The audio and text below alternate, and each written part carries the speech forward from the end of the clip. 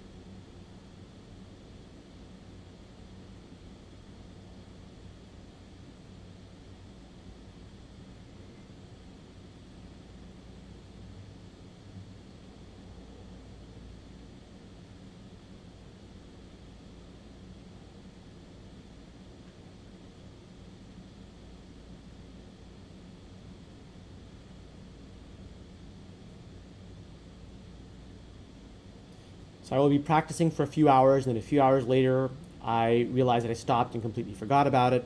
I got caught up in what was happening in the world, work, family, etc. Um, yes, I mean, absolutely. This is, of course, this is absolutely, in large part a matter of practice. It's exactly very expected that your mind will get distracted. That said, I will say, you know, I recommend self-inquiry as part of a sort of the tip of the spear of a path that includes two other components. One of them is an intellectual big picture framework of the spiritual path, which you would get from reading the scriptures and other sort of relevant books like, my own. And the other is to deal with, essentially your emotional baggage, right? And my sort of first line recommendation with that is typically psychoanalysis, which is a specific form of therapy, because if we have various unconscious emotional conflicts, unresolved traumas, or we're not being honest about what we really want, those can manifest in the form of distractions. Um, and so, there's basically a period of time where people often need to go and deal with that stuff one way or the other so that their mind can be quieter and more focused, and do self-inquiry better. I mean, you can quote unquote just do it with self-inquiry if you want, but if you notice that there are certain patterns in what is distracting you, um, then yeah. So you're already going once a week. Great. I mean, if there's certain patterns, you try to look at the patterns that are coming up. When do you get distracted? If you can find common themes, are there specific people, are there specific situations that are that lead you away from inquiry? Then it might be good to examine those. Um, Actually, just finished one of the most famous Upanishads, which is, Upanishads are, the oldest Vedantic scriptures. They're kind of the ultimate basis of Vedanta, actually, some 2,500 years ago. And the story goes at the very end of this Upanishad that, Indra, who's king of the gods, and actually also the king of the demons, they both go to this guy named Prajapati, who's, a holy sage, and they both go for instruction about the self. And, you know, the initial sort of instruction that Prajapati gives is sort of misunderstood by both of them as to what the self is. Now, the king of the demons just wanders away and assumes that he understands, but Indra eventually gets the idea that what his understanding has been wrong. It wasn't satisfying, so he goes back and asks for more information. Every time he goes back for a clearer understanding, Prajapati has him spend a number of years as a what they call in ancient Indian tradition brahmacharya. Now, brahmacharya is it means many different things, but basically it's kind of like a very disciplined life of a student, and it often implies celibacy. I mean, this is not the way that I tend to look at things, but just to give you an idea, every time Indra comes back, and this is multiple times, for a total of 101 years, Prajapati gives him subsequent answers, but each answer is separated by years of discipline, of mental discipline to quiet the mind, so that Indra's mind, even though he's king of the gods, it's not quiet enough to actually perceive the truth. So, that's where, even with something like self-inquiry, when these distractions arise, there is a component of it which is quieting the mind. Now, the old traditional way was living this very, monastic life, with a lot of discipline. And that is one way that one can still do it, actually. You can eliminate a lot of distractions. For example, why is sexual celibacy recommended? Because sex, children, relationships, these come with a lot of built-in distractions. And for the seeker of truth, it could be the case that it'd be easier to go without that. That's not my approach, because I find it, it's not necessary for the modern world to do that. There's another way which works, I think, just as well, which is becoming honest about what you want and pursuing it. And that ultimately leads to the same destination. But my point is that, in a way, self-inquiry is extremely simple and extremely right here and right now. But the reality is, for the majority of people, is that they have mental and emotional distractions that come up, and that one way or the other have to be dealt with by quieting the mind, not just through self-inquiry, but through other methods, be they psychoanalysis or going into a monastery. I mean, a monastery is no guarantee of a quiet mind, but it is one way that if you do it correctly, it could help, for certain temperaments, for certain kinds of people. It's all about the particular kind of issues and problems that you're dealing with. Everyone's kind of a specific little puzzle,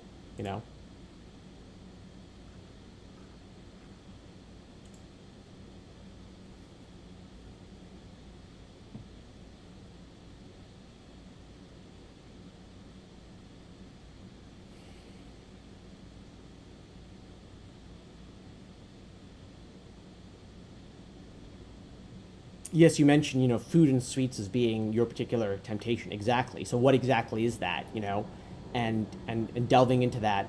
And it might be the case that you simply admit, this is what I want, and you go for it. Because again, the very honest admission, the wholehearted pursuit of that will be transformative, right? What's not useful is denying it, right? I don't really want this, but I do it anyway, Ideally, you'd like to sort of just pursue what it is that you want wholeheartedly. Or if you have multiple conflicting desires, you can admit that. I mean, the point is to bring all the different inner voices, even the ones that you consider shameful or unacceptable, into your consciousness and treat them non-judgmentally, And it's only when you listen to all those different inner voices without judgment, essentially, that they might synthesize into something new. But honesty is the key. That is the aim. I mean, it's something which is accomplished over time. You can't just decide to be honest all at once. It's it's an effort. But honesty is the key. Honesty about one's desires, in particular, is the progressive movement that will quiet the mind.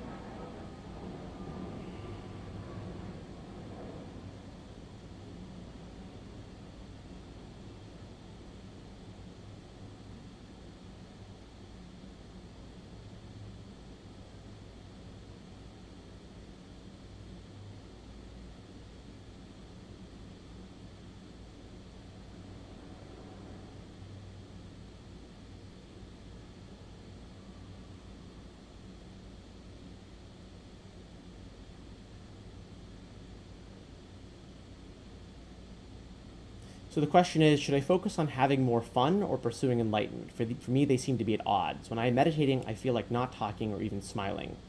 Whereas when I put some effort or start doing something, then I find that I can have fun.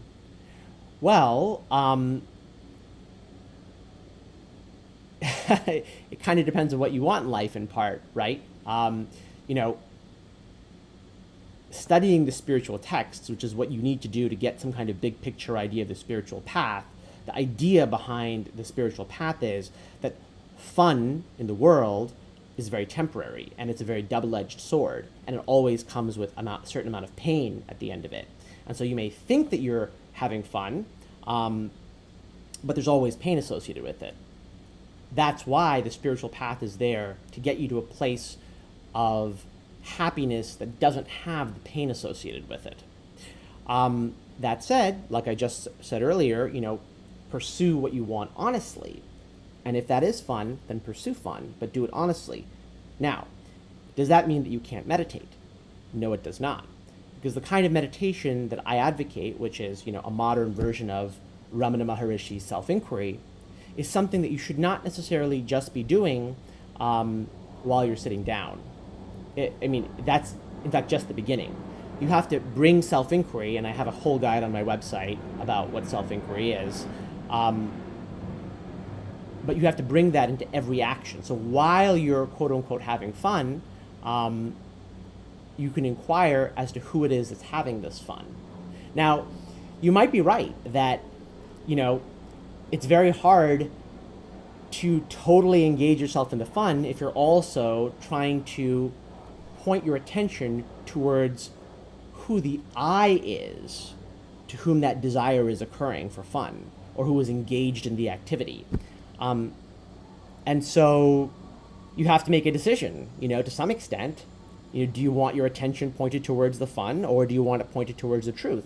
And there's nothing wrong. If you want the fun, go for the fun. Be honest about it. Say, I don't want spirituality right now. I want fun, And, or you might say, I kind of like spirituality, but I really want fun more, And then you can put some effort towards the spiritual.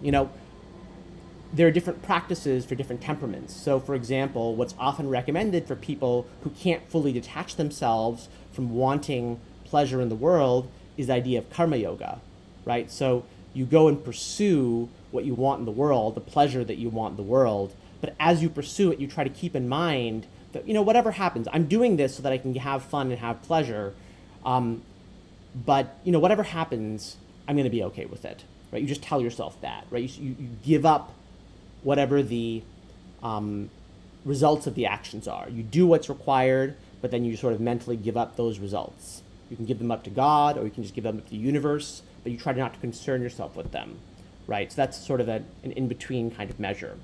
But yeah, what you want to do is you want to be honest, and you want to build up your desire for truth. And you're right, there is a little bit of a conflict, for sure, in terms of where your attention is going. You can, whatever you're doing, whether it's pursuit of fun or otherwise, look inward. But you're right that when you look inward, you are, of course, going to be taking attention away from the fun. So, what do you want is the question. What do you want? You have to, through honesty, deeply examine your own emotional desire and follow that. And that will lead you back to spirituality if you can be honest with yourself.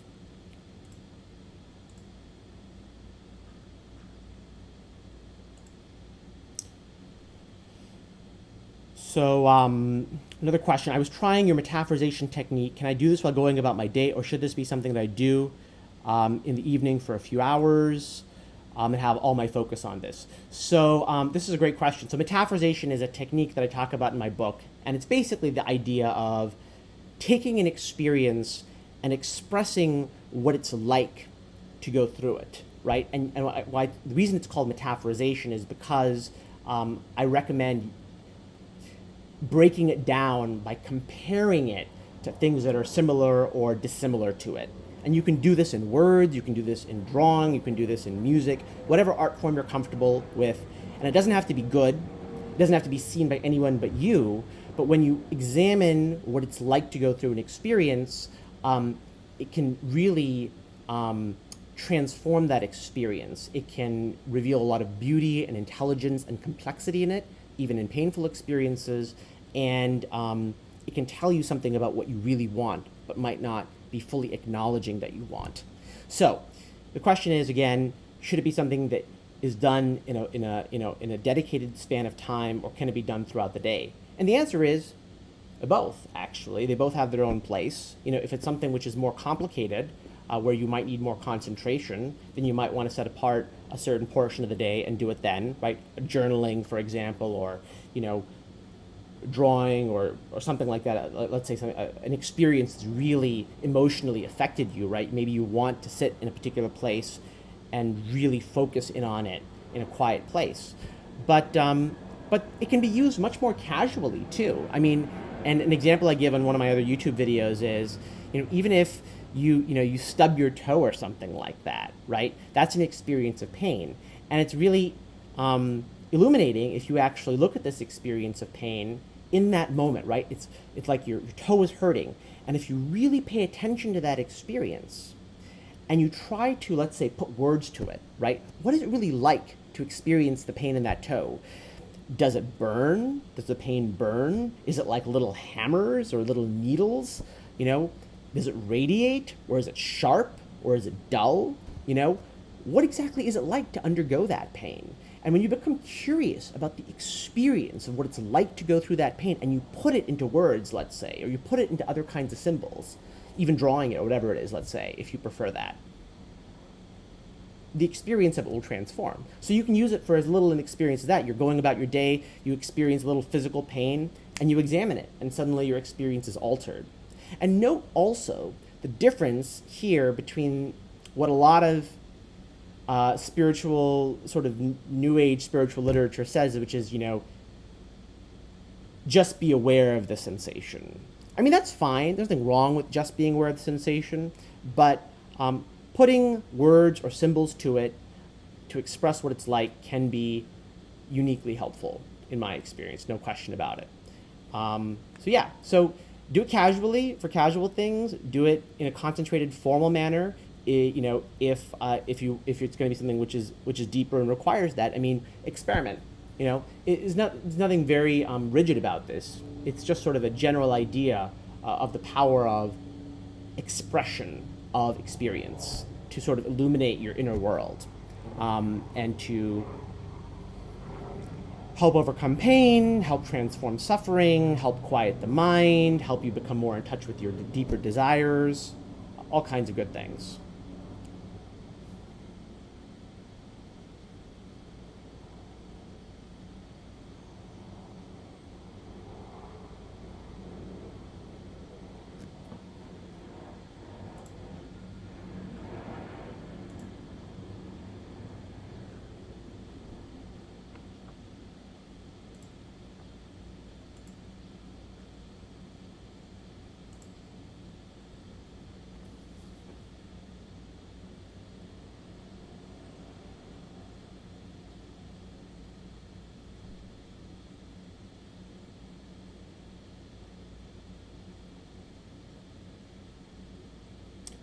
So the comment is, the example helps. I find in psychoanalysis, the analyst makes me describe in detail how I was feeling in that moment. Yeah, exactly. That's right. Because it's feeling is what it's all about.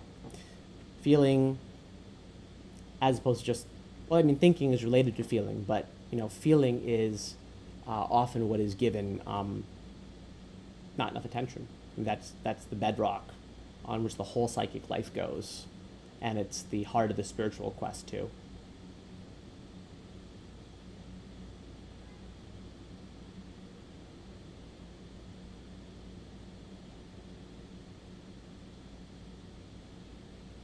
And the comment is, when I'm by myself, though, I find it a bit harder for some reason.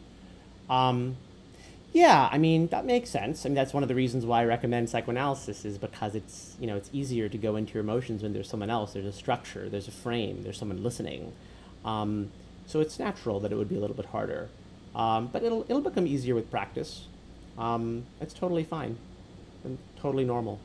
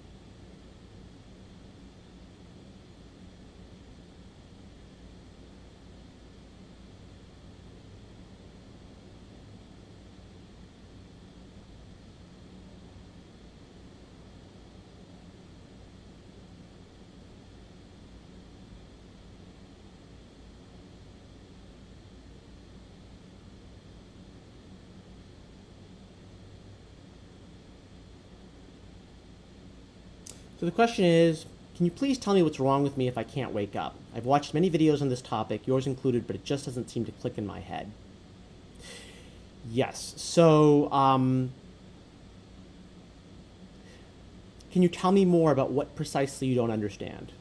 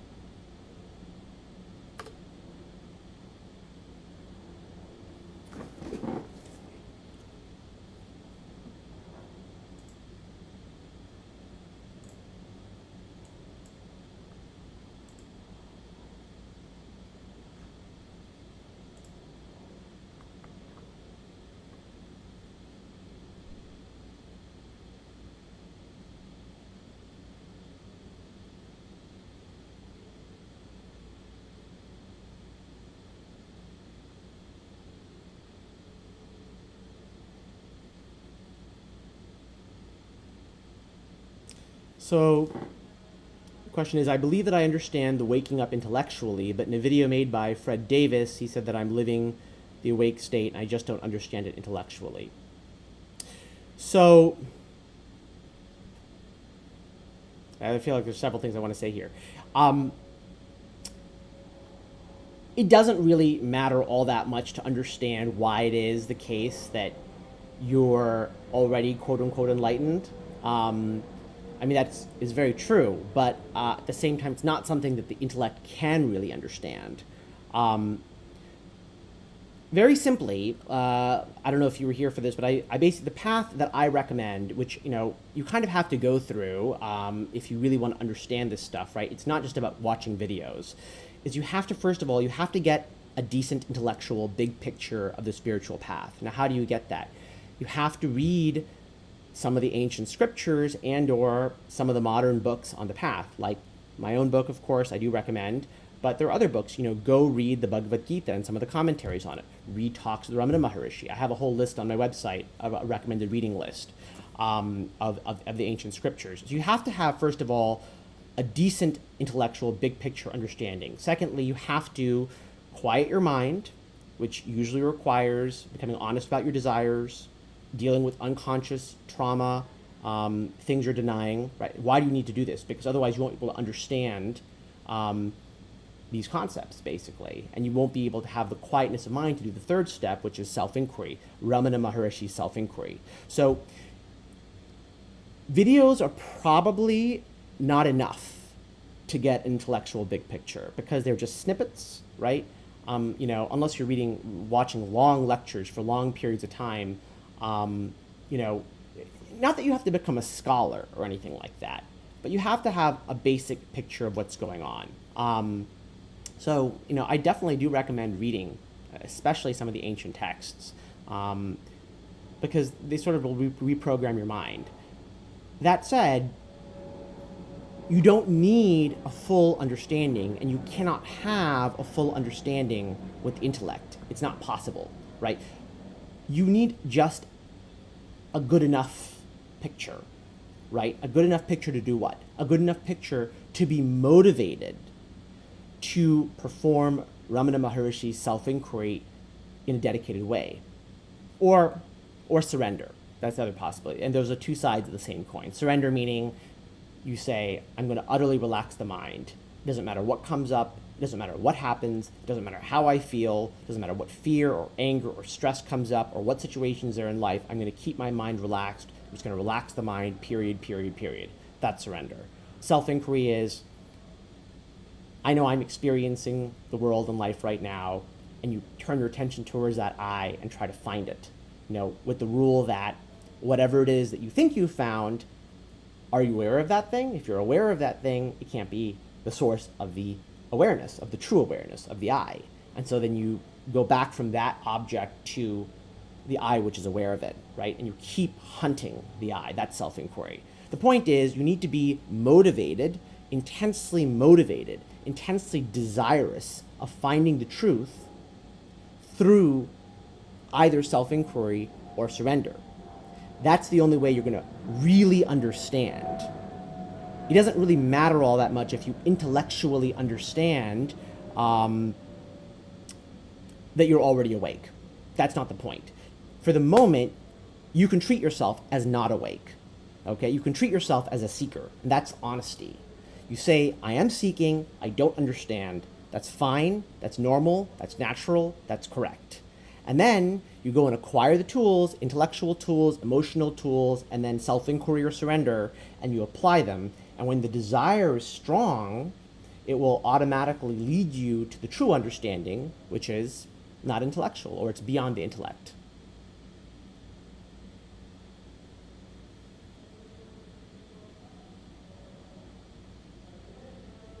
And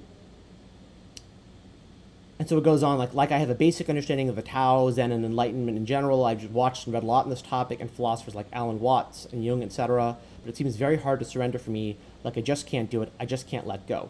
Okay, so don't surrender. Do self-inquiry. Do Ramana Maharshi's self-inquiry. I have a full guide. I'm going to post the link right here for you. Read it very carefully. Follow all the steps. Okay? And if you find you can't do self-inquiry in a consistent way, then you have to make sure, like I said, you have the other pieces of it, okay? Like the intellectual framework and the emotional piece. There might be other things in your life that you're not being honest about, right? You're telling yourself that it's all spirituality, but maybe there are things in your life that you're dissatisfied about that you're not paying attention to and that you need to pay attention to, right? Like, and this is why I recommend psychoanalysis, which is a form of therapy, to help people deal with these unconscious conflicts. Maybe there are things in your family, your romantic relationships, your career, that you're not being honest with yourself about, and those are taking you away. So there's that three-pronged approach: intellectual, emotional, spiritual. You kind of have to have enough at each point, otherwise you won't be able to progress. But if you can't surrender, follow self-inquiry, which is a deliberate non-surrender approach, okay? You just do that all the time. You focus on the I all the time. I gave you a link to that guide. Read it carefully, follow it. And if you have any questions, feel free to email me on my website. Does that make sense?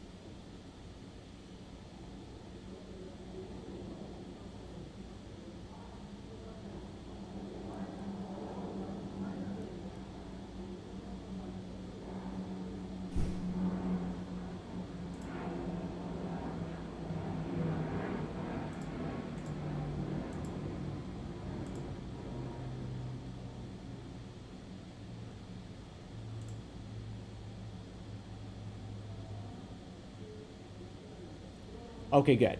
I mean, it's fine that you don't understand intellectually. No one can understand this stuff purely intellectually. But you need probably a little bit more intellectual stuff and possibly some emotional stuff, and try self-inquiry. Self-inquiry is the master key. It's very simple. You just need to apply it with a lot of desire and effort. That's really what it comes down to. There's another question, which is, does the book I Am That, is that worth reading and studying? I Am That, that's Nisargadatta, if I'm not mistaken. Yeah, I read it a long time ago, and I think I recall it being pretty decent, but I have a recommended book list, which I would suggest you do prior to that. Nisargadatta is not as clear a teacher as Ramana Maharishi.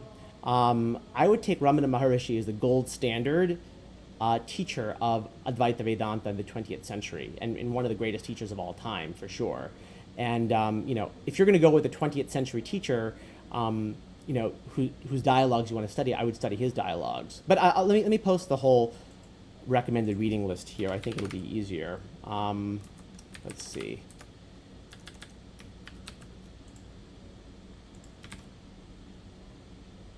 That's the recommended reading list. So let's see.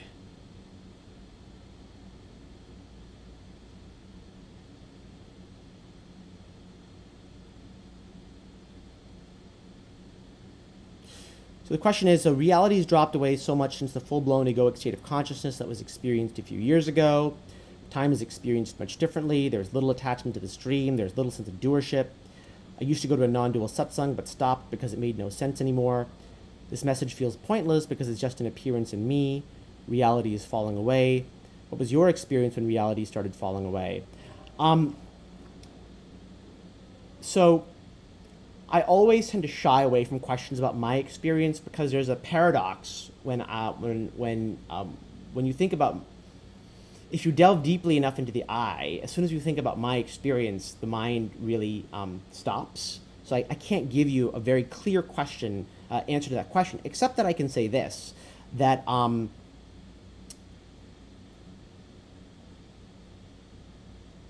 as long as there is still a doubt in you, I would suggest continue self-inquiry or surrender, like you say, there's not much sense of doership left. I mean, that's great and that's fantastic. But, if this question is still occurring about what's the point of doing things, which is what sort of implicitly your question is asking, then there is still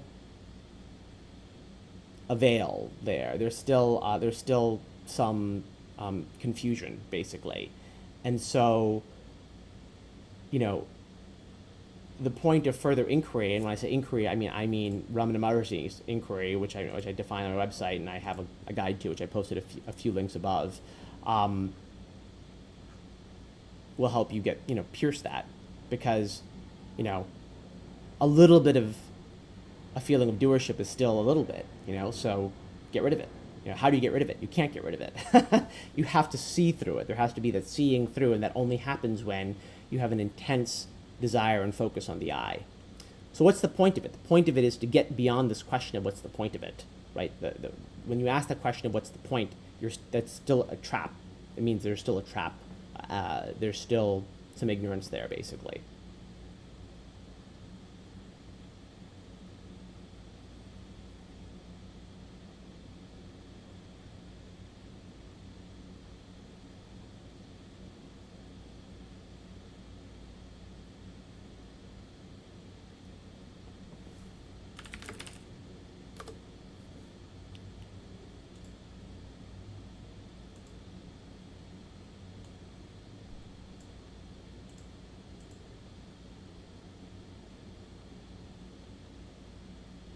At times there's fear, at times there's only the space left. Yeah, that sounds exactly right.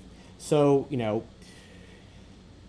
return to that space over and over again, that space of peace and freedom. That's what you've got to do. And what you've got to really also, as I say, I don't know, have you done self-inquiry? Is that the practice you followed, or what? I don't know what practice you followed exactly. But the ultimate fact of this matter is, who is the one going between fear and that space? Are you the one who's going between the fear and the space? That's where you have to look. I mean, not just intellectually with the mind, but delve into the I, because that's the question, right? The one who seems to be falling away from the peace into fear, are you him or her? Are you that person is the question.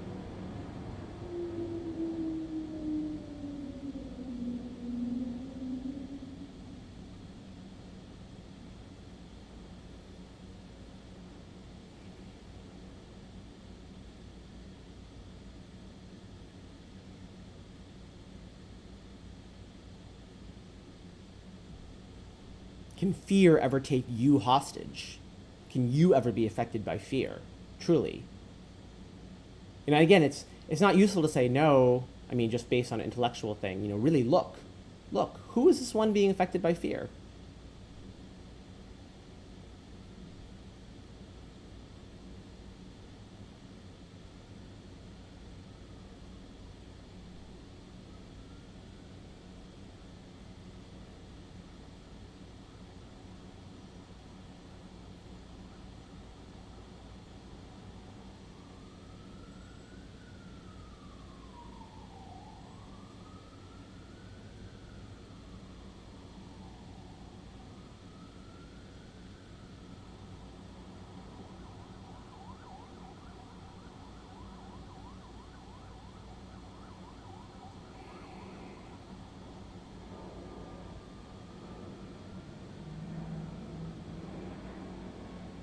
Yeah, so self-inquiry and remaining is a space once it has been seen to be the only thing that was there. Yeah, I mean, but again, you know, who is the one who's deciding to do that? And that's the real question. Who's the one deciding to inquire? Who's the one who has to remain as the space? Who's the one who has to exert effort towards that end? Who's the one who's captured by fear? Again, are you the person who is going between all these different activities?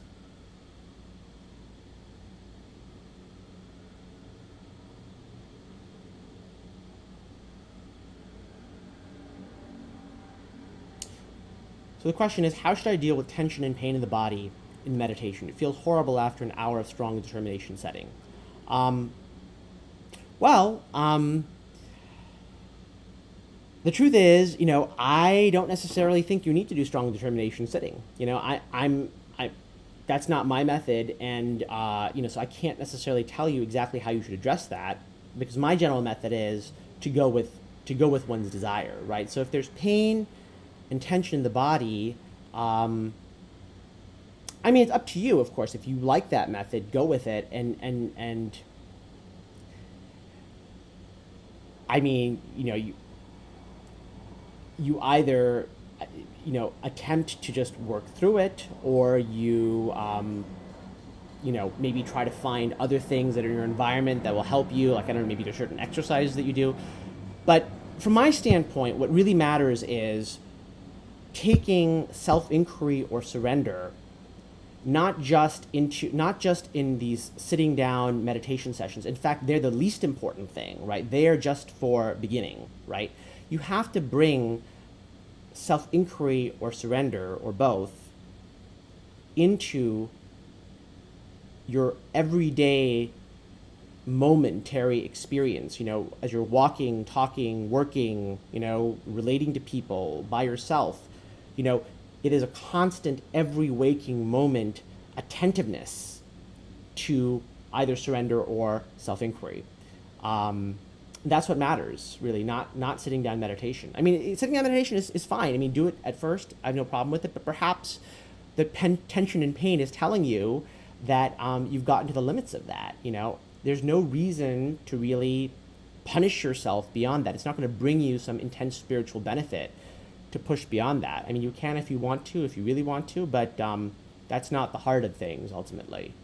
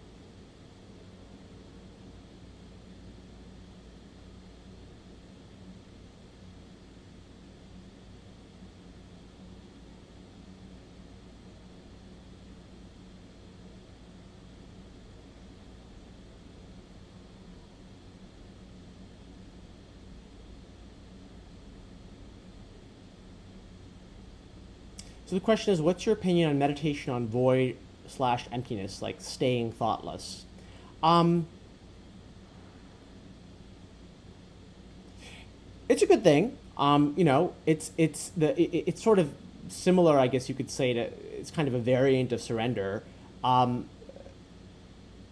Merely staying thoughtless in a purely sitting meditation, though, would not be enough, right? Can you maintain that state of thoughtlessness at every waking moment? That's the point. As you go about, quote unquote, go about your life, can you stay in that thoughtlessness? That would be a variant of surrender. And so, yeah, if you can do that, right, do that. It would be a good thing, but not merely in sitting meditation. That's not enough.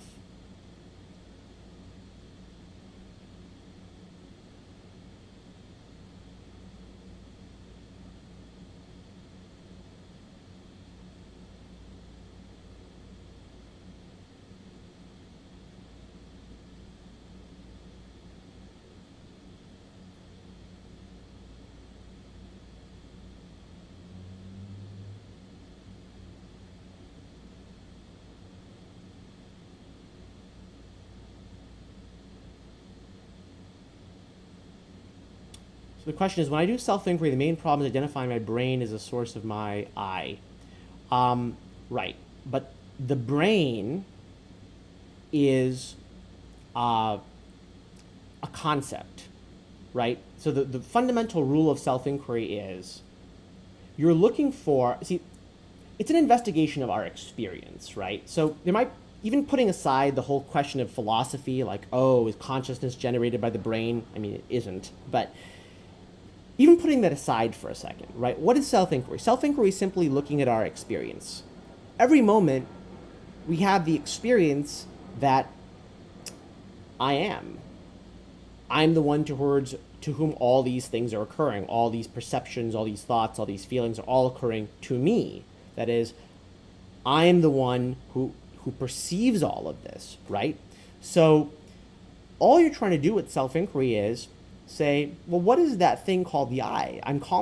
I say I'm experiencing these things. What is that I? Right? If I really look at it, what is it, right?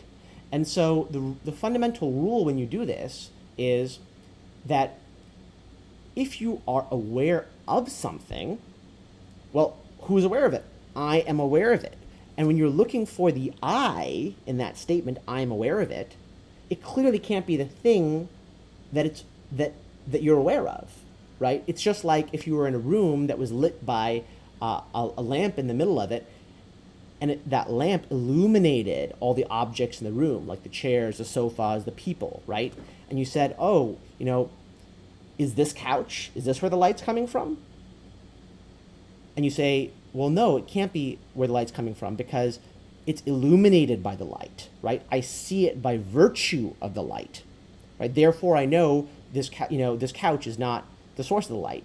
Is this person the source of the light? No, I also see this person because of the light, right? So this person can't be the source of the light. And so you keep doing this until you work backwards towards the source of the light, which is the lamp, right? So in the same way, you're trying to work backwards from all the things in your experience to this pretty obvious, clear, every second of the day fact that I am experiencing. This is nothing magical or mysterious.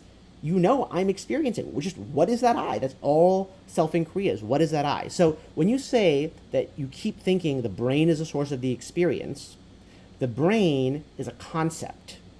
The brain is a thought, right? Literally the words, the brain, the idea, the picture you have in your mind of this organ in your head, those are all thoughts. So those thoughts occur to who? To you, right? So, that means, per our rule, if you're looking for that light source, it can't be that the brain is the source of that light, right? And again, I'm not talking from an intellectual, philosophical sense. I'm simply talking about from the simple fact of your own experience. You're aware of the idea of the brain. So who is it that's aware of the idea of the brain, right? To whom does that idea occur, right? If you turn your attention towards the I who is aware of the idea of the brain, that's what we have to do. I hope that makes sense.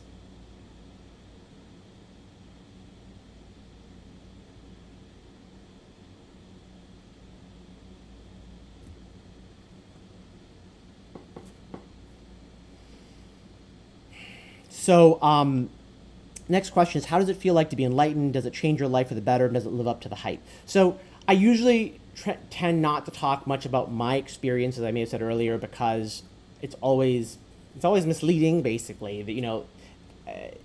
But that said, I will say very simply that yes, of course, enlightenment does live up to the hype, but not necessarily in the way that you can conceive, right? So there's a reason that enlightenment is considered the ultimate goal. It is the ultimate goal. At the same time, it's a paradoxical goal because it is the revelation that the one who is seeking enlightenment and the one who is seeking the happiness and amazing stuff that enlightenment promises, that one doesn't exist. So is enlightenment great?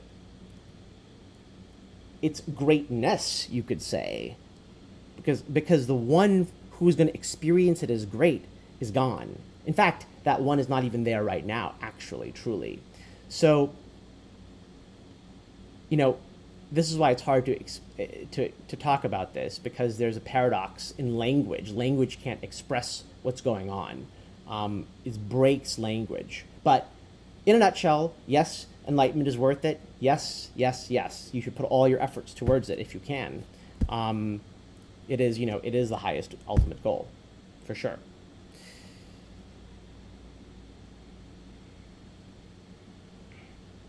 So, next question is, I find that I want to pursue enlightenment as an escape. I have this thought that I just want to get enlightened and get off this planet. How to deal with this?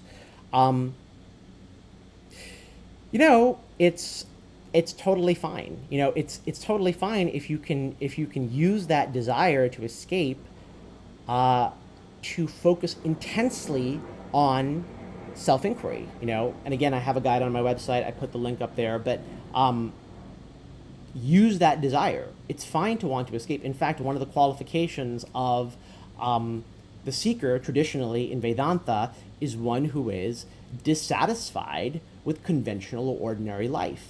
They've realized this seems kind of pointless, right? That's why they turn to this to the spirit. It's totally fine. I mean, the only place where it might be an issue is if you are neglecting certain emotional issues that will then kind of grab your concentration away when you need it. Like, for example, you might be telling yourself that you are deeply interested in spirituality when actually emotionally there's something that you want, right? And because you can't get that thing that you want, you're turning towards spirituality, but really your heart is still oriented on that thing that you want, right? That you're not really admitting to yourself. In that case, you're not, because you're not being honest about your true desires. You're telling yourself you're interested in spirituality, but emotionally you're actually interested in this other goal. You'll have a conflict, and so you'll need to address that. You'll need to bring that into your awareness and become honest about what it is that you want. And if you actually want that other thing, you should pursue it. And you can even keep spirituality while you're pursuing it. You can do them both, but you need that honesty. But the very idea of, yes, let's escape. Yes, I mean, this is fundamental, actually. It's the realization that life is, it's the wheel of birth and death that the Buddha talks about. There's a pointlessness to conventional life, and realizing that and wanting to get out of it it's a good thing.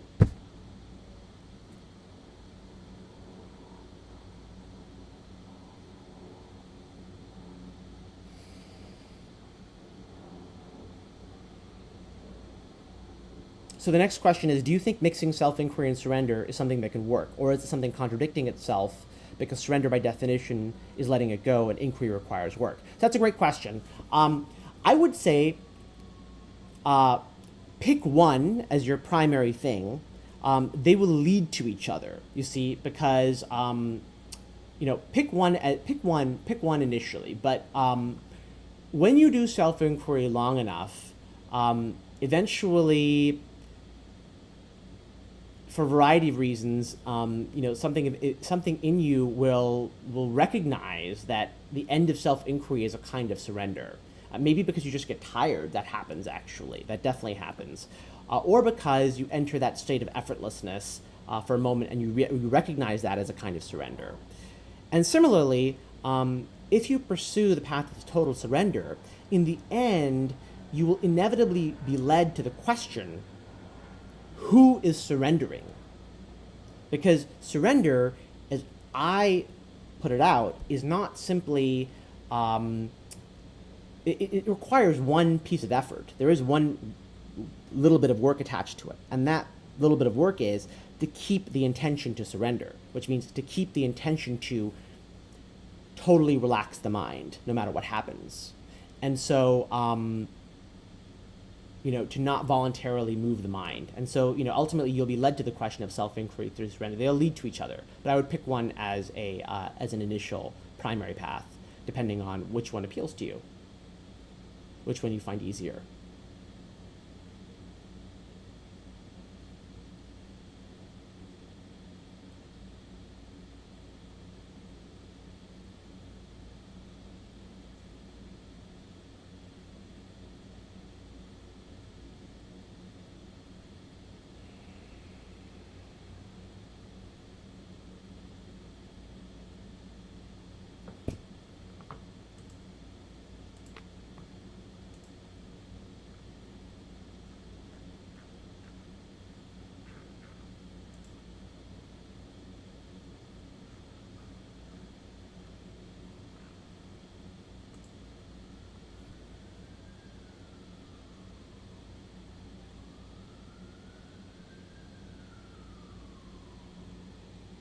So the question is, what do you think will happen after our bodies die? So, do I believe in an afterlife? So, there are many different answers to this question. The framework in which there are bodies which are born and then die. So if you assume that there are such things as bodies, bodies are objects. They have a certain beginning, which is their birth, and they have a certain end, which is their death. In that picture of things, the natural belief is that what dies transforms, and it, just like we see everything, right? Anything, nothing is lost, right? Things just keep transforming, right? So if you believe there are bodies that are born and then die, then the natural belief would be that they're born again in some sense, right? Whatever that means. There is mystery that attends that. But the deeper non-dual view of it is that if you look deeply into the I, the very premise that there are bodies in the first place disappears. So this question is itself based in assumptions about what's going on, and those assumptions are questionable. When the mind is in silence, those questions don't seem to make any sense. So if you work out of this framework of incorrect assumptions, then essentially you're left with a kind of mystery. The traditional belief, which under that framework, which makes sense in that framework, is rebirth. But that entire framework is actually questionable.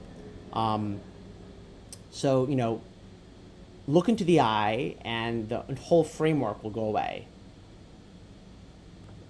All these philosophical questions ultimately, when they're posed in words, you can only give them very approximate answers, and those won't be satisfying beyond a certain point. If you want real satisfaction, you have to look deeply into the I, and then all those questions will disappear. It's not that you'll get answers in words to them. It's that you'll see, in some sense, that the questions themselves are assuming something that's not true. So the questions are meaningless, actually, in the final ultimate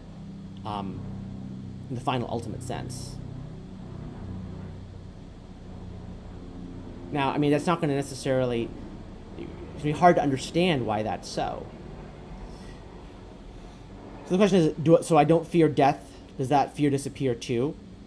Well, again, that question is posed. See, this is why I don't talk about my experience. Again, that question is posed in the same framework, the same wrong framework, right? That there is, for example, a person called me who experiences this thing called fear, or who doesn't experience it.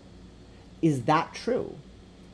Is there a person, you can ask yourself, right? Is there really a person called me to whom these emotions can be attributed? One way or the other, either that there is fear or that there isn't fear, right?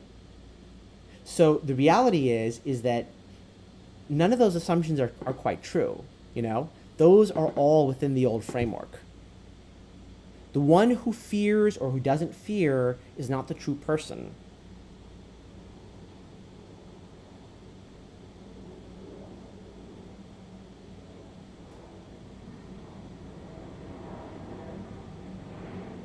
But again, not all necessarily all that believable unless you see it for yourself.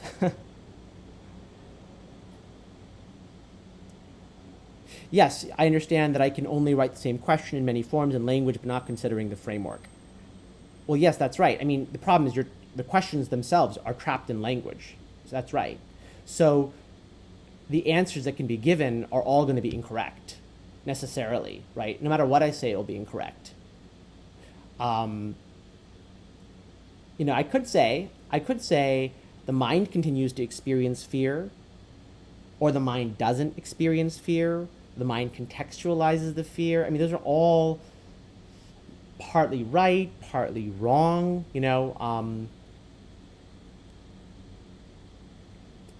The real truth of the matter is it's impossible to put into words, actually.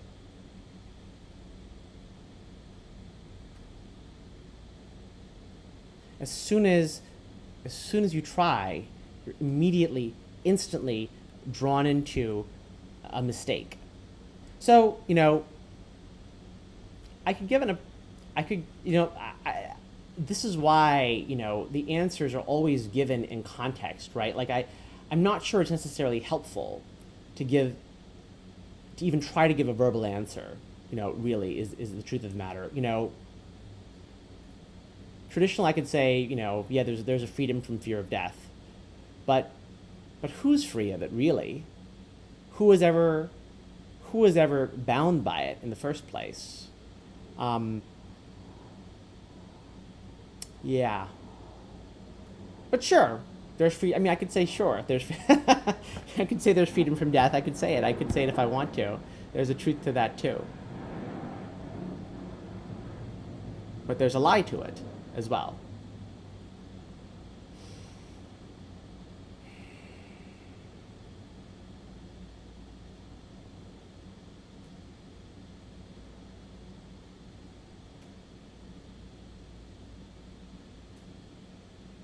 I'll give you an example. There's a story in terms of fear of death that's talked about for this reason. So there's a story where a spiritual master is teaching a disciple about how the world is all illusion, right? So there's nothing to be afraid of.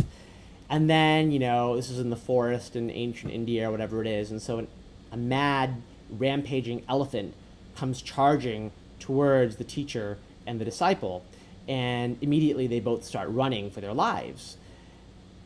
And later, after the elephant's gone, the disciple asks the teacher, saying something like, "Oh, well, if the world is all illusion, then the elephant was illusion too.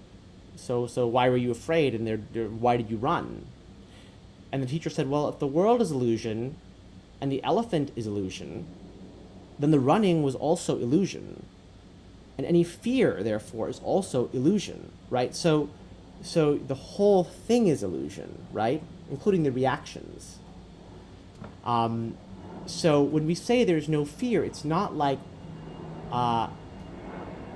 we're saying that the reactions go away. It's that the whole framework, within which we see this whole constellation of causes and effects, that framework is wrong. Does that make any sense?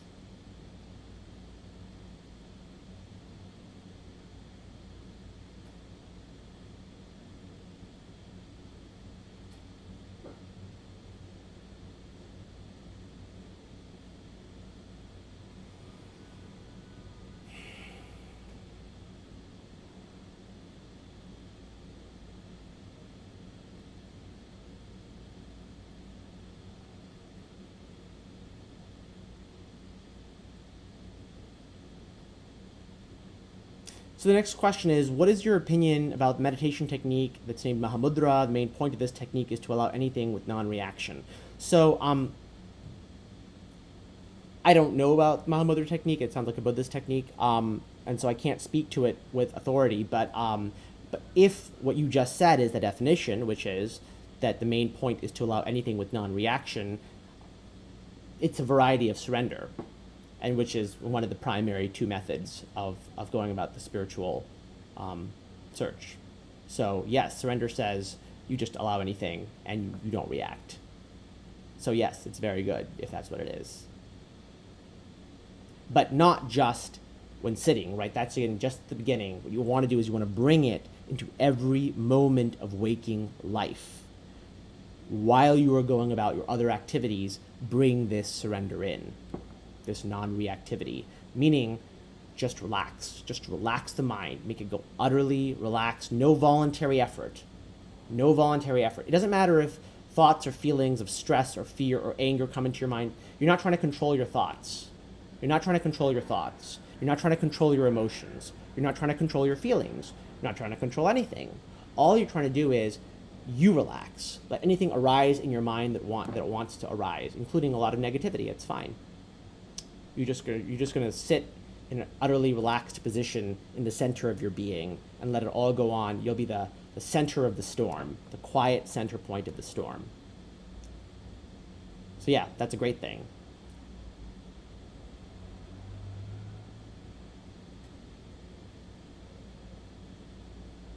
Next question is, adding to what you said before, what if you desire something that won't happen, and you also realize desire is endless, and you get demotivated, but on an emotional level, the desire is still there. So if you desire something that most likely won't happen, then there might be other things going on with your desire that you're not fully aware of. That there's something unconscious that's keeping you locked into that desire. So again, this is why I recommend that specific form of therapy called psychoanalysis, because it looks deeply at the unconscious. That there might be reasons why you're locked into this desire for something that can't happen. And are demotivated. So it's important to look into your unconscious one way or the other, and allow these things to come up. What is it that you really want? If you want something that you seemingly can't get, it might be that you've misunderstood what it is that you actually want, right? Because what we want is not necessarily obvious. In fact, it's never obvious. So, the real desire might be misstated, right? And it might be because you have multiple different desires which are all kind of circulating around, and you're not really listening to some of those voices. Perhaps because it's shameful, perhaps because your parents told you it's not a good thing, perhaps because you're afraid. I mean, any number of reasons, right? Because of trauma, right? So basically it's a problem of not knowing your desire. I mean, that's the heart of the spiritual path, is following your desire. So how do you deal with it? I mean, I have in my book ideas of the science of desire and metaphorization. These are these kind of like little self-help methods that I've derived from literature and psychology that have been very helpful.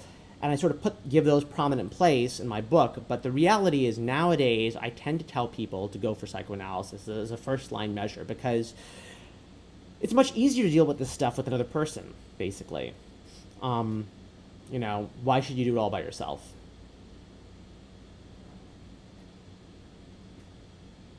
And, in the olden days, you'd have people go to monasteries and they would have gurus that they would live in that place, and that guru would be kind of like their therapist, right? And not all therapy is equal, but psychoanalysis as a general rule is quite good.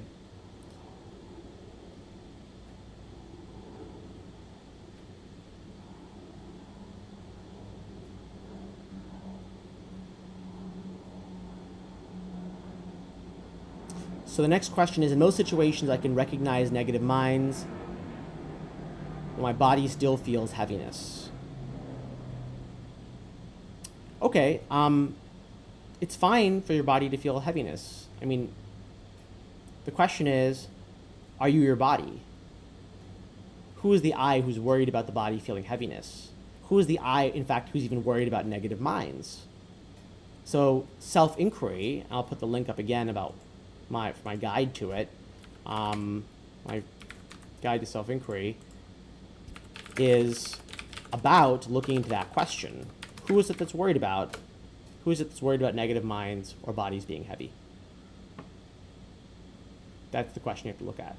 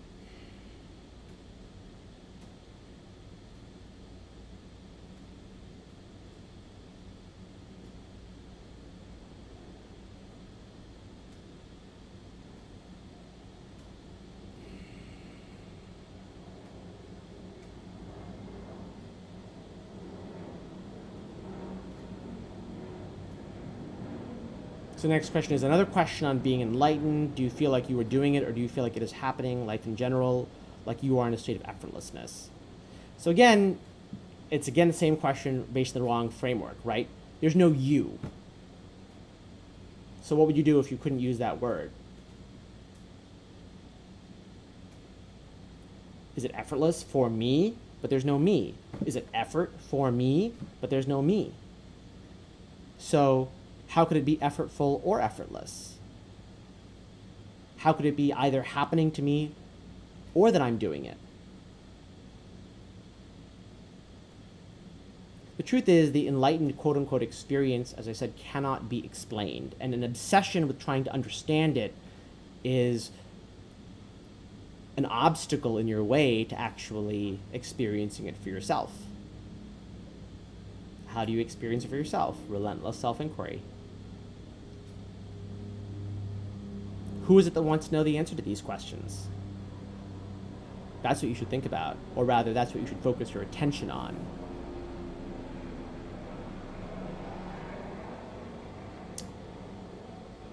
Read my self-inquiry guide, follow the instructions to the dot.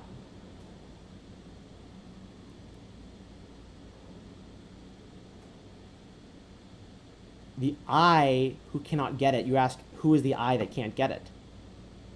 You have to answer that question, not intellectually by thinking about it, but by pointing your attention to the I that is experiencing this conversation. Right now, who is experiencing this conversation? You are. So point your attention towards that. What is that? Attend to it. Look at it. But what are you looking at when you look at it? Right? So look at it, but then immediately ask yourself, what is it that I'm looking at? Because if it's a thing that you're looking at, it can't be the I, because it occurs to the I. Whatever that thing is also occurs to the I. But isn't then any conversation pointless, you ask? Well, it depends where you are in the spiritual search. Sometimes conversation can be helpful to a certain degree.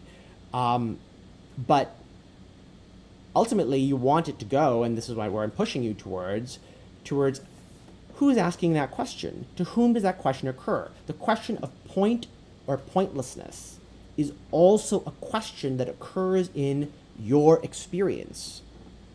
And who is the you of that? Right? The one who wants to know whether there is a point or not. Who's that?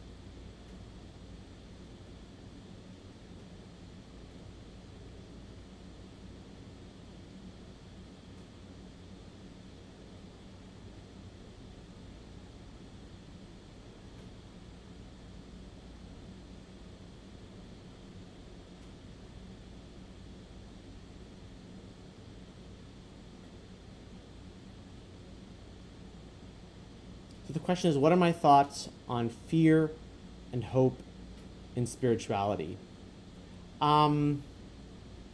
That's a very abstract question. Do you have a particular, it might be easier if you sort of put it in the context of your own journey or your own struggle. Like, what exactly is concerning you about fear and hope?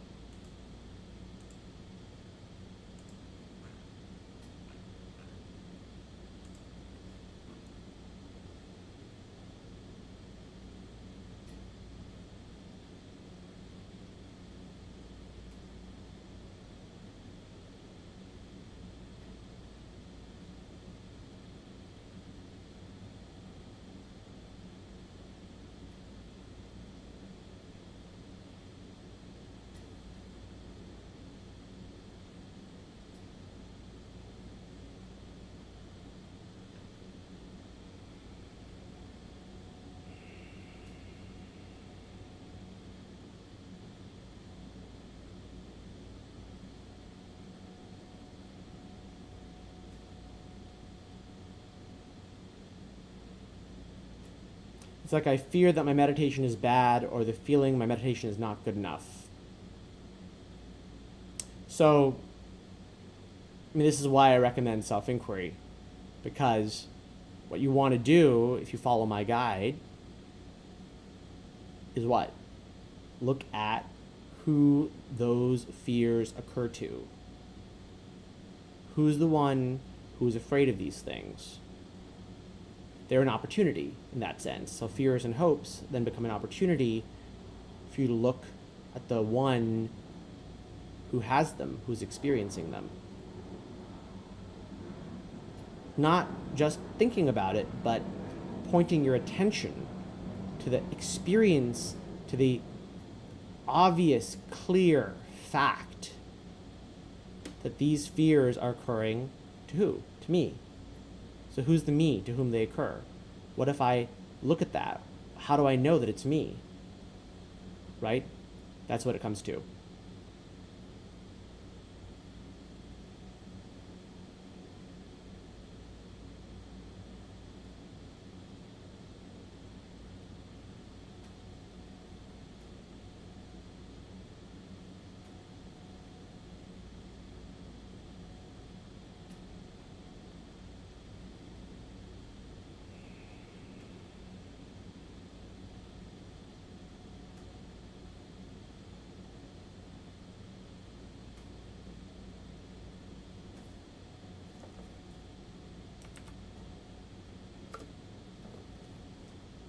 The question is, are there stages to enlightenment?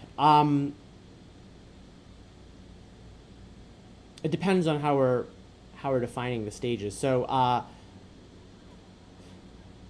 there are stages, let's say, on the way to enlightenment, right? So, someone first hears about it very vaguely, maybe it rings a bell in them, then they start to learn more about it, right? Then they start to educate themselves, they start to try certain things, they start to meditate a little bit, then maybe they start to find a teacher, they start to learn from that person, right? They practice more, they encounter certain obstacles in themselves, right? They start to address those obstacles in various ways, they start to quiet the mind, they face further obstacles, or they make certain progress and their mind becomes quieter and quieter, right? So this whole process of learning about it and practicing it and addressing your doubts, and dealing with obstacles, this quiets the mind, and you could call that increasing amount of quiet and this increasing orientation towards looking inward and a decreasing orientation towards outer desires and sources of satisfaction. You could call that a kind of progression. But ultimately, the revelation of enlightenment is singular. It can't even be called one thing, actually. It's not even a thing. But whatever it is what it is, and there's no stages to that.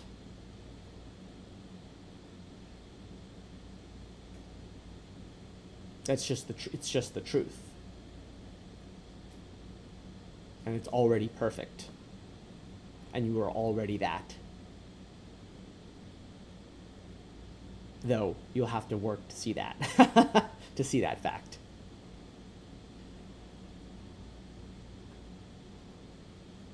unless you're able to take my word for it, and then you just surrender. But most people have some difficulty doing that.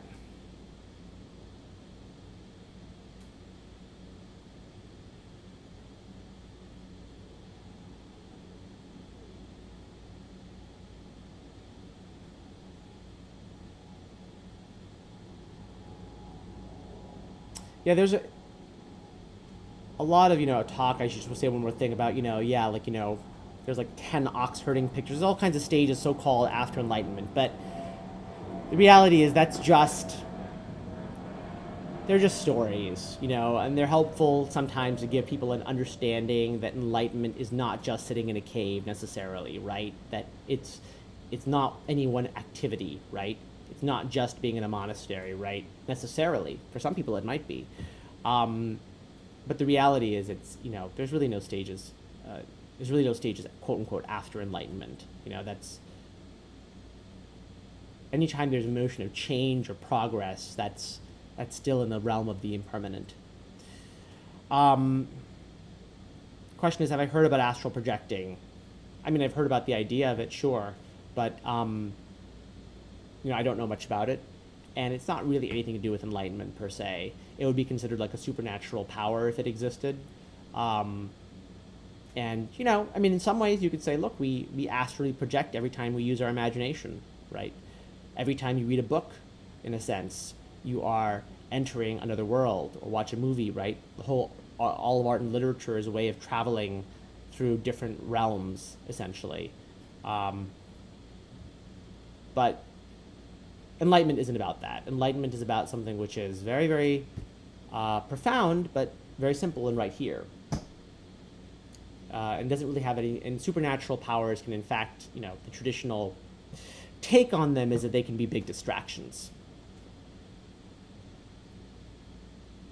So, typically students are warned against cultivating them.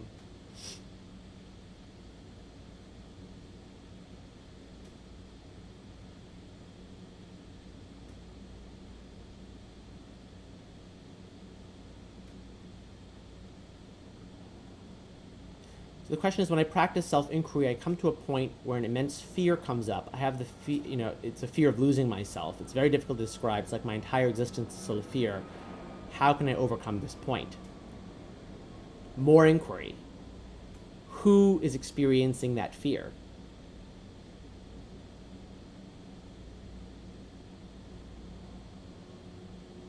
To whom is that fear occurring? To whom is that thought occurring? I might lose myself if I keep going.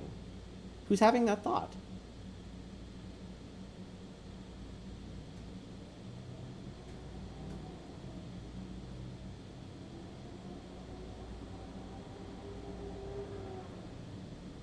You have to build your curiosity up.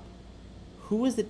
It's like a shadow on the wall. Like you walk into a dark space and you see a shadow on the wall and it's moving, and it's really scary, and and you're scared if you get closer. It could be even scarier, as a kid or something like that. You might feel this way, or even as an adult, frankly, right?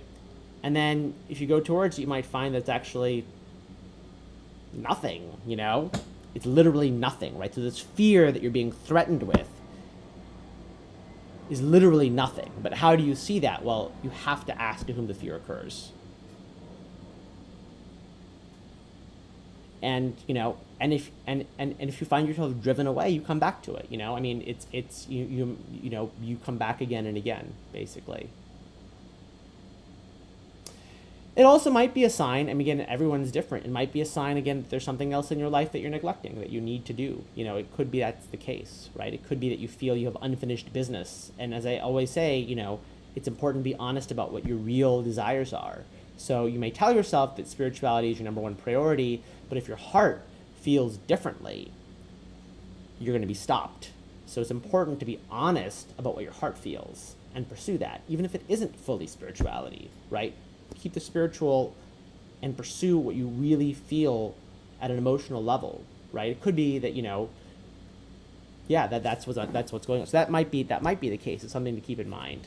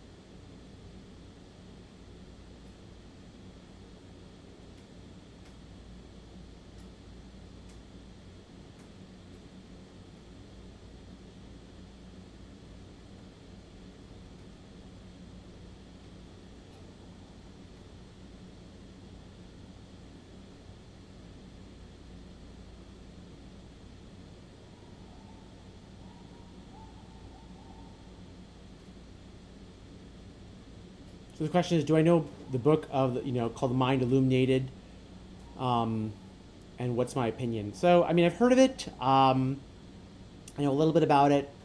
I don't really much have a strong opinion about it, one way or the other, to be honest. I think it's a much more Buddhist approach. I think it's a much more, if I'm not mistaken, what's called pragmatic dharma. That's the movement. I think it's trying to be very uh, almost scientific about enlightenment, about the way of approaching it, which I don't really believe that really works in the end. That kind of, I mean, what I mean to say when I say it doesn't work is I don't think that's the best way of putting it. But I'm sure people have been benefited by it, probably. But it's not what I would recommend as as material that I'm familiar with and believe strongly in. What I would recommend is what's in my recommended reading list, which is, I'll post it again.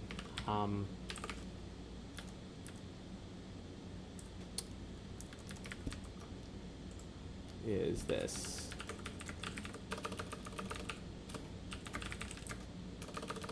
It's mostly the ancient scriptures in the Vedantic Hindu tradition.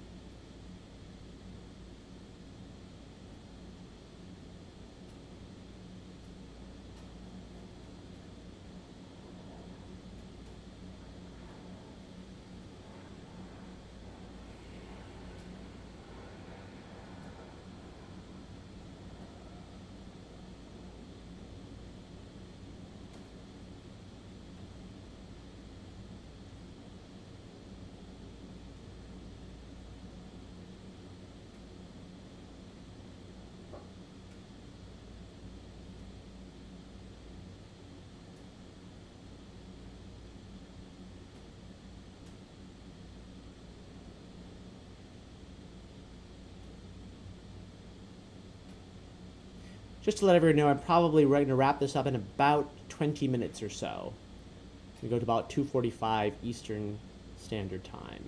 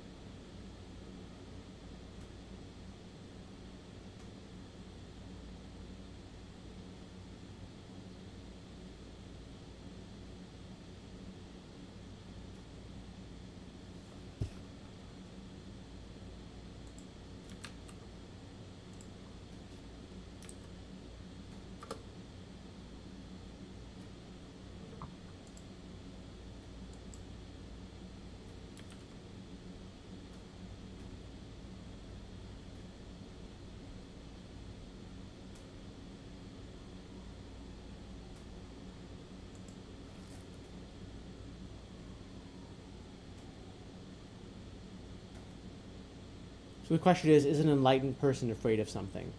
So this is sort of similar to the question I got asked earlier about whether an enlightened person has a fear of death. And the answer is that question can't really be answered, because enlightenment is a discovery. There's no such thing as a person. An enlightened person is really,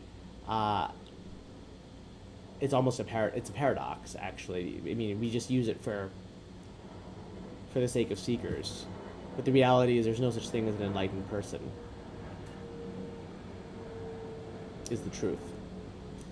There is enlightenment. There is knowledge, which is the absence of persons.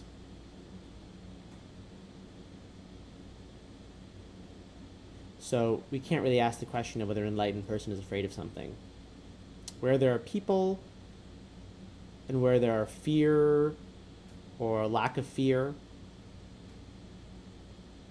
that's a way of looking at things that's actually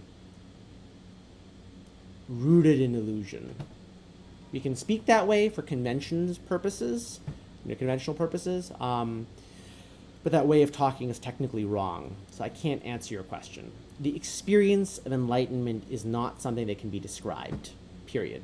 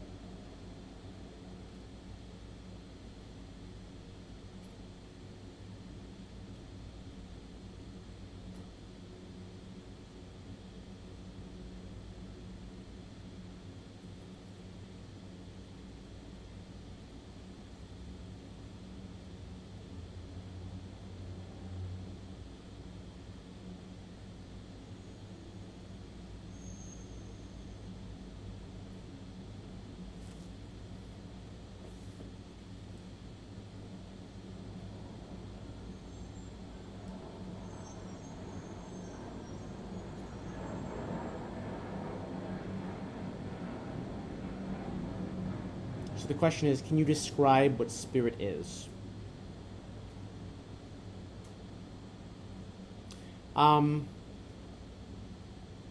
Well, I'm not sure in what sense you're using that word, but I mean,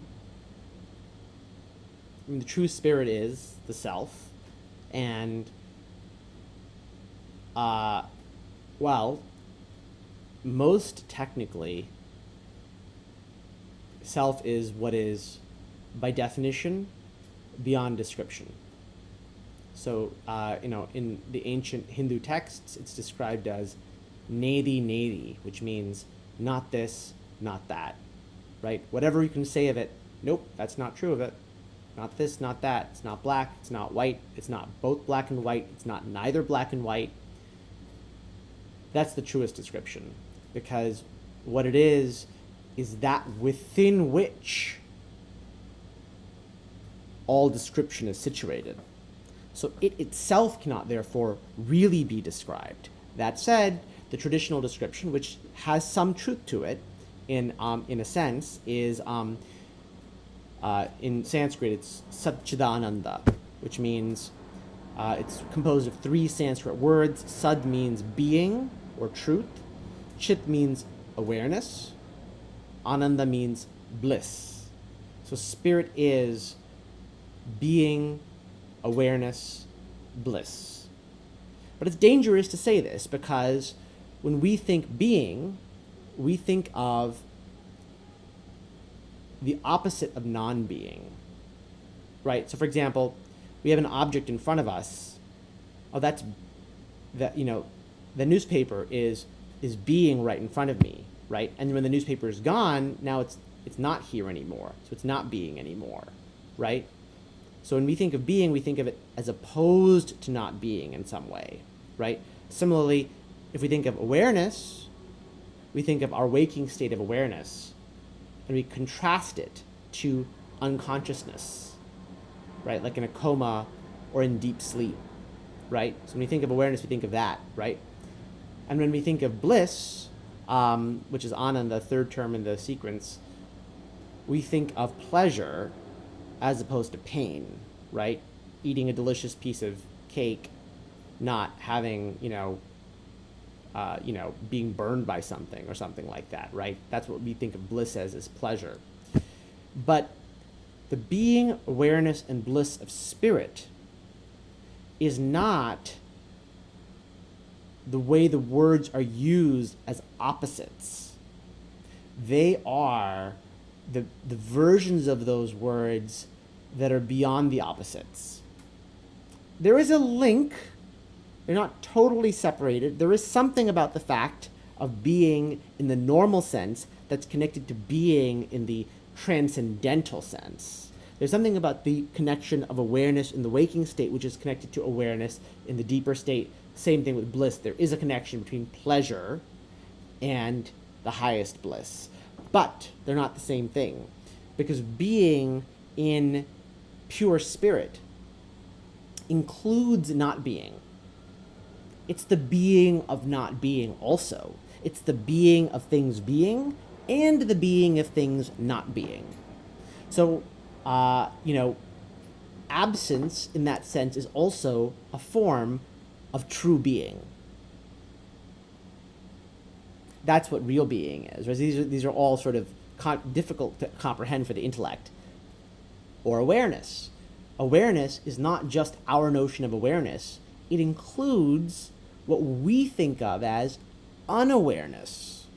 So in deep sleep or coma, we think we're unaware. But actually, in the deepest sense, there's still awareness. It's just awareness of no objects, basically. When you're aware of no objects, that's deep sleep or coma, but there's still fundamentally an awareness. Now, how do we know that? I mean, the classic example is given, for example, in terms of deep sleep, right? That when you wake up from deep sleep, you have some sense that you slept. You don't just logically guess it from like, oh yeah, I went to bed and now I'm waking up. Well, I must have slept in between. You don't just logically say that. There is something like a very, very subtle memory of deep sleep. So there is a kind of experience of it. It's just a very, very different kind of experience than normal. So the awareness of spirit is something which encompasses what we normally think of as unawareness, is my point. It includes awareness and unawareness, right? And similarly for bliss, the bliss of the spirit or the self is something that runs through all experience, including painful experiences, including experiences of anger, including experiences of fear, including experiences of sadness. You know, there is a bliss that runs through all of those things, not just pleasure. And probably the best way this can be explained is by thinking about art, or let's say a movie, right? You can watch a sad movie, but you can still enjoy it. The movie evokes emotions of sadness, but if it's well made, you can still enjoy it. You can enjoy the craftsmanship of it. And so in a similar way, the bliss of being or spirit is something which runs through all experience as a kind of beauty to everything, even things that are painful. That said, you know, pleasure does have a connection to it, because pleasure reveals, you know, pleasure quiets the mind temporarily. That's what pleasure is, right? So pleasure quiets the mind temporarily, and when the mind is temporarily quieted, it's easier from the relative seeker state to be in touch with this underlying reality. That underlying reality becomes more visible, essentially, in some sense, in a state of pleasure. So there's a connection, you could say, but enlightenment is not about having pleasure all the time. Enlightenment is the recognition of the bliss that's constant through pleasure and pain. It's the recognition of being that's constant through being and not being, and it's the recognition of awareness that's constant through awareness and non-awareness.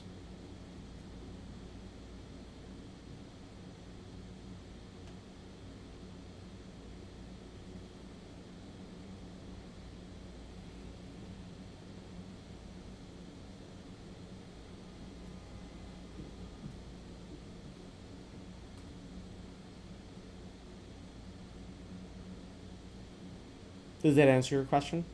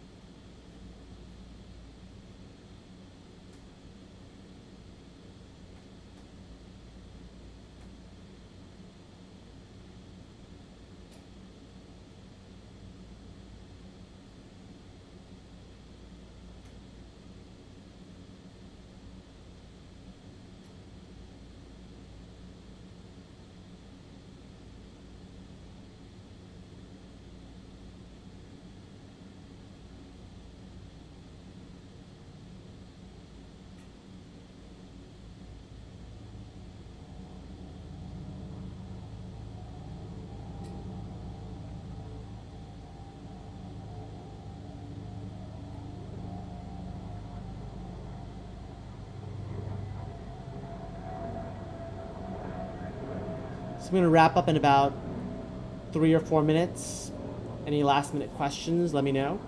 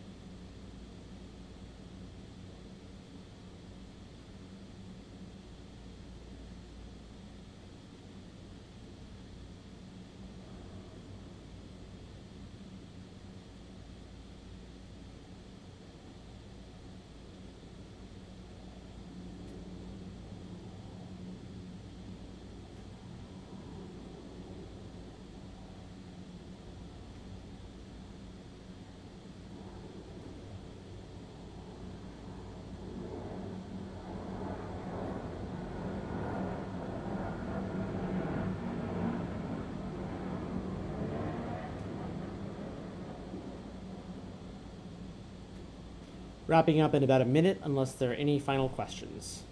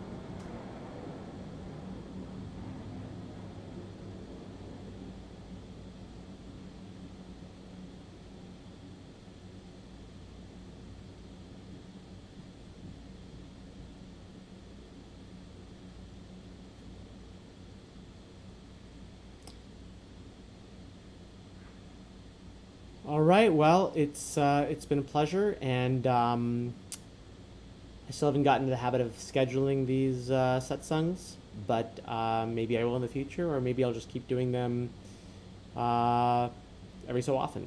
And subscribe to my YouTube channel if you want to know when the next one is, whenever it is. I hope all the best for everyone who's still here on their spiritual journeys. Thanks for all the questions.